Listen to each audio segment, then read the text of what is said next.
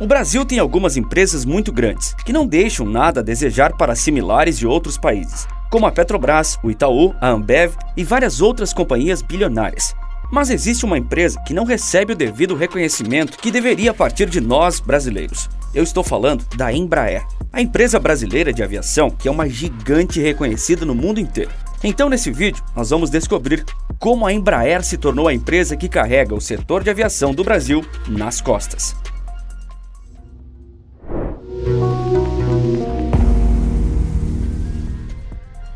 A Embraer é do Brasil, mas foi criada para conquistar o mundo e tem seguido seu destino. No setor de aviação existem algumas multinacionais bastante conhecidas pelos brasileiros e por todo o mundo. A norte-americana Boeing, a francesa Airbus e a canadense Bombardier. Mas há uma empresa que o resto do mundo reconhece como uma gigante no mercado de aeronaves, mas pouco valorizada por nós mesmos. Estou falando da Embraer, a terceira maior fabricante de aviões do mundo. Você tem ideia do tamanho desse feito? Caso não tenha, eu posso adiantar, é enorme. Afinal, o setor de aviação é extremamente caro, onde lucros podem se tornar prejuízos num piscar de olhos, e tudo deve ser feito com cuidado, pensando no longo prazo.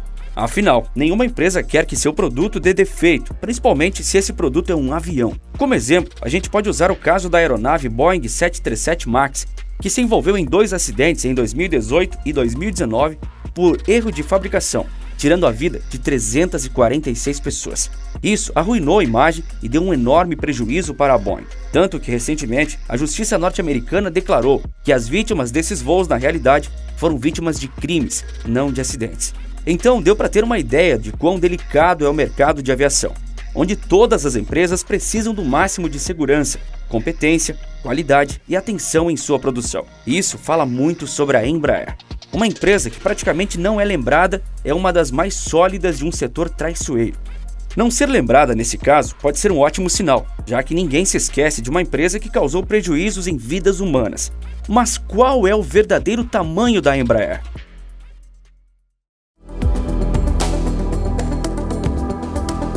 A aviação brasileira é motivo de orgulho.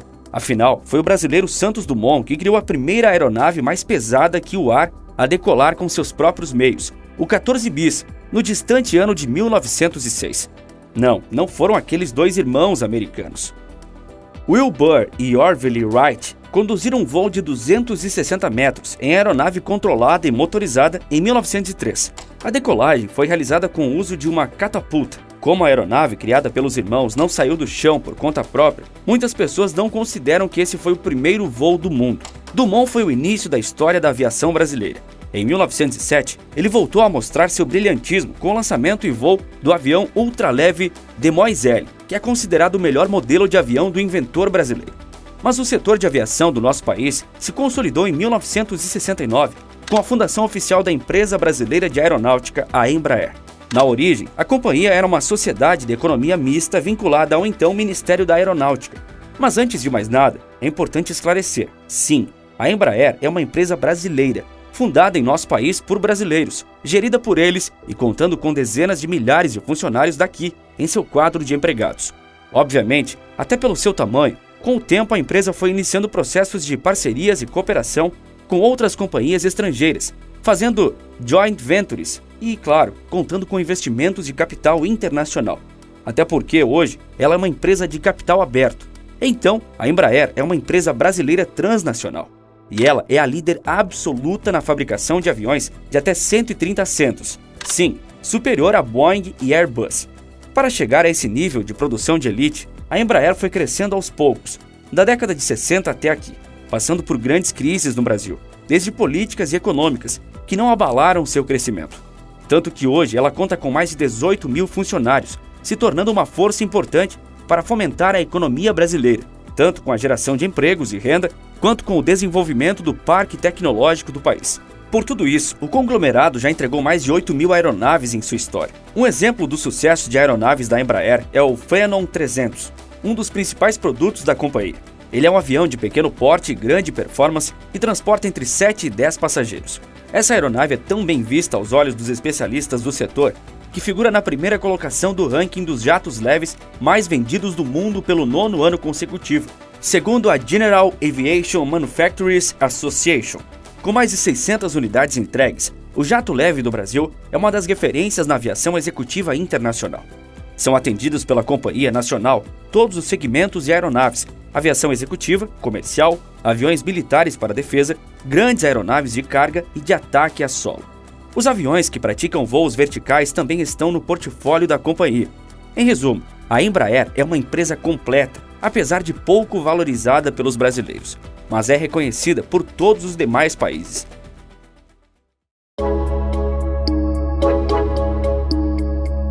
Como acabei de dizer, a Embraer também produz aviões militares, tanto para defesa quanto para ataque, sejam eles ataques diretos a solo, contra-ataque a outros aviões, envio de soldados e transporte de grandes cargas. E quem produz para esse nicho tem que ter tido o chamado batismo de fogo, em algum momento, ou seja, a estreia em uma guerra. E ela aconteceu durante a Guerra das Malvinas, ou Ilhas Falkland, entre a Argentina e o Reino Unido, em 1982.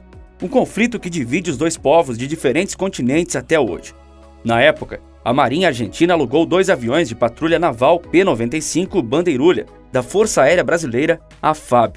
As aeronaves voaram em missões de vigilância marítima e não se envolveram em combates diretos. Após o conflito, os aviões foram devolvidos à FAB. Outros aviões militares fabricados pela Embraer participaram de conflitos isolados nas últimas décadas, tanto aqui na América do Sul quanto do outro lado do mundo, lá na Ásia. O primeiro exemplo foi o uso da Força Aérea da Colômbia, que utilizou Super Tucanos em bombardeios contra as FARC, as Forças Armadas Revolucionárias da Colômbia. O caso mais emblemático do uso dos nossos aviões foi quando o país vizinho utilizou eles em um ataque que tirou a vida de um dos principais membros da organização paramilitar extremista. As aeronaves brasileiras haviam sido compradas pelo governo colombiano 3 anos antes, em 2005, por quase 250 milhões de dólares. Ainda falando da América do Sul, ocorreu um episódio no mínimo peculiar e engraçado envolvendo um Super Tucano lá na Venezuela, quando os militares do então golpista Hugo Chávez usaram a aeronave brasileira comprada pelo governo venezuelano para atacar prédios do próprio governo na capital Caracas. Esse episódio ficou conhecido como Tucano Rebelde. Já o uso dos aviões na Ásia aconteceu e continua acontecendo, mais precisamente no Afeganistão, país em intenso conflito há décadas. As aeronaves brasileiras são usadas frequentemente por países e forças estrangeiras em ataques contra posições dos grupos extremistas de terror Talibã e Al-Qaeda.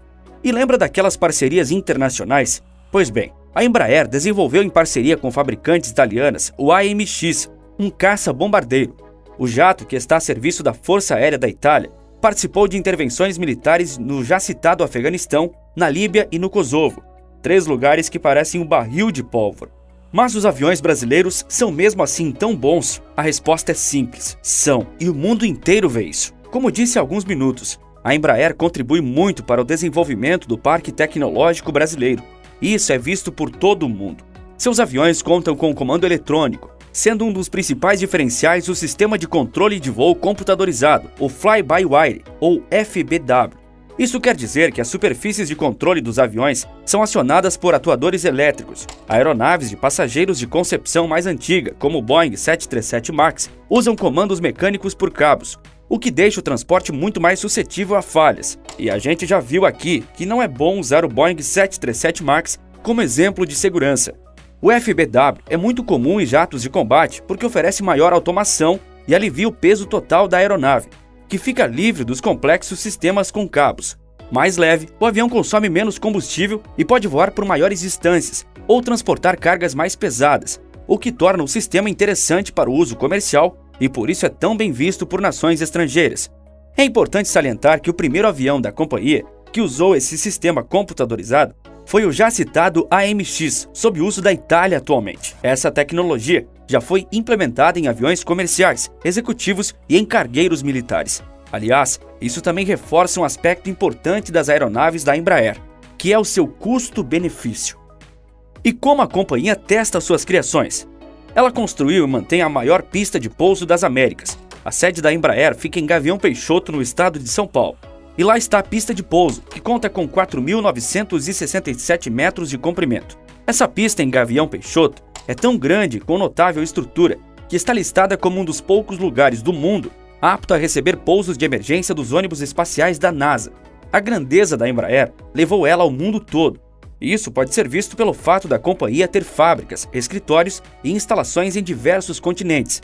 Uma planta da companhia na Flórida, Estados Unidos, finaliza jatos executivos dos modelos Phenom e Praetor. O lugar é importante para manter a divisão de aviação executiva mais próxima do mercado americano, o maior do mundo, e onde a empresa brasileira tem mais clientes nesse setor. Do outro lado do Atlântico, a Embraer tem endereço em Évora, em Portugal. Mas não pense que a companhia vive só de fazer e vender avião. Ela também possui outros negócios e subsidiárias, como a Visona, que desenvolve satélites, ou a Bradar, que produz radares. A Embraer surpreendeu no passado, se consolidou no presente, mas ela também olha para o futuro.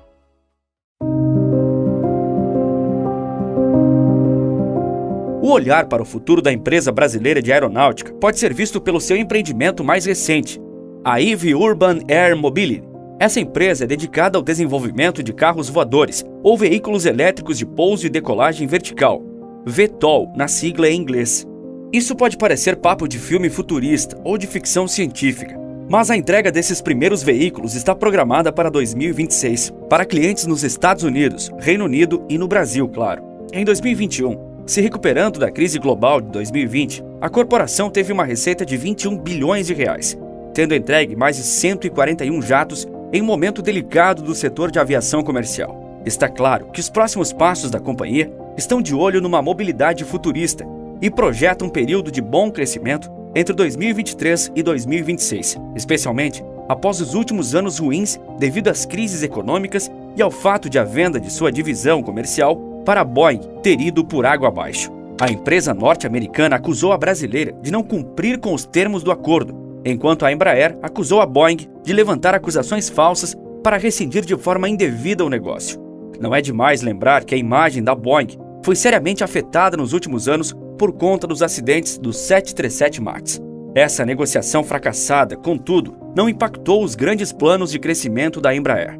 A empresa espera triplicar o giro de estoque e está a caminho de fazê-lo, ao mesmo tempo em que busca obter uma forte geração de caixa para financiar projetos com recursos próprios, se mostrando mais uma vez uma empresa sólida e autossustentável. Apesar de esquecida, não seria exagero algum dizer que a Embraer é um dos maiores motivos de orgulho do Brasil. Uma empresa que se destaca num setor extremamente concorrido merece todos os elogios. E também serve para mostrar que, ao contrário do que muitos pensam, o Brasil é sim capaz de produzir grandes produtos e criar grandes empresas. Que somos capazes de sermos grandes. Aliás, você curtiu esse vídeo? Quer que a gente faça vídeos de outras grandes empresas brasileiras? Me diga aqui embaixo nos comentários. Mas olha, faça isso logo, antes que você esqueça de alguma empresa que pode ser um orgulho internacional. Agora, tá vendo esses números? Foi isso que eu ganhei nos últimos dias. Mais de 8 mil reais com um único vídeo. E tudo sem nem precisar aparecer ou vender algo. E eu liberei um vídeo revelando como qualquer pessoa pode criar um negócio seguro e altamente lucrativo que te paga em dólar através da internet, sem precisar se expor, sem precisar vender nada ou precisar investir alto. Parece magia, né? Tudo o que você precisa para acessar esse vídeo, antes que ele saia do ar, é clicar agora no link da descrição. E você sabia me dizer qual é a empresa mais valiosa do mundo? Eu aposto que não, e posso garantir que não é Apple, Amazon ou Google. Clique nesse vídeo aparecendo agora na sua tela que eu te conto tudo da empresa mais lucrativa e misteriosa do planeta. Por esse vídeo é isso, um forte abraço e bons negócios!